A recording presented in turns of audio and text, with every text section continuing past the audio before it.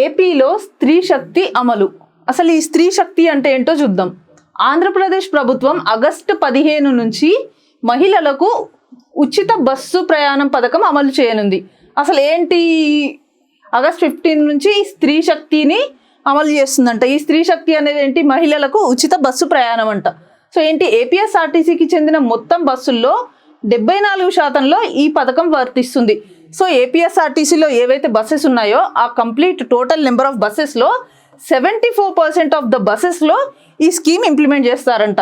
ఈ ఏపీఎస్ఆర్టీసీలో total number ఎన్ని ఉన్నాయి, 11,449 బస్సెస్ ఉన్నాయి. ఉచిత ప్రయాణం అమలు చేసే 5 రకాల బస్సుల సంఖ్య 8,458గా ఉందంట. సో ఈ 11,449 బస్సెస్లో 74% ఆఫ్ ద బస్సెస్లో ఈ ఉచిత ప్రయాణం స్కీమ్ అమలు చేస్తున్నారంట. అందులో ఎన్ని రకాల బస్సులు ఉన్నాయి, 5 రకాల బస్సులు ఉన్నాయంట. సో ఆ 5 రకాలు ఏంటి, Palle Velugu, ultra Palle Velugu, city ordinary, metro express and express. So ఈ 5 రకాల బస్సుల్లో ఉచిత ప్రయాణ సౌకర్యం కల్పిస్తున్నారంట. ఆర్టీసీ బస్సులలో మహిళలకు ఉచిత ప్రయాణ పథకం అమలు కారణంగా ఏపీ ప్రభుత్వ ఖజానాపై ఏడాదికి రూపాయలు 1942 crores ఖర్చు అవుతుందంట. అంటే ఈ స్కీమ్ ఇంప్లిమెంటేషన్ ద్వారా ఏపీలో ఎవ్రీ ఇయర్ 1942 crores ఖర్చు పెడుతున్నారంట ఓన్లీ ఈ స్త్రీ శక్తి ప్రోగ్రామ్ కోసం.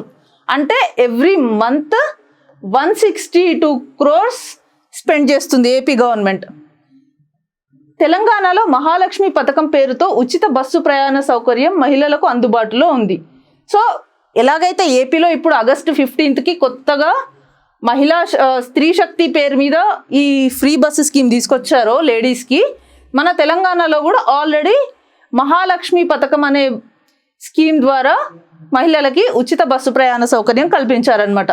సో ఏపీలో ఉన్నది స్త్రీ శక్తి అండ్ తెలంగాణలో ఉన్న స్కీమ్ పేరు మహాలక్ష్మి స్కీమ్. ఈ రెండు ఉమెన్కి ఫ్రీ ట్రాన్స్పోర్ట్. మన ఏపీలో అయితేనేమో 5 రకాల బస్సుల్లో ఉంది ఈ ఫ్రీ ట్రాన్స్పోర్ట్. అదే తెలంగాణలో అయితే ordinary and express buses and metro express also.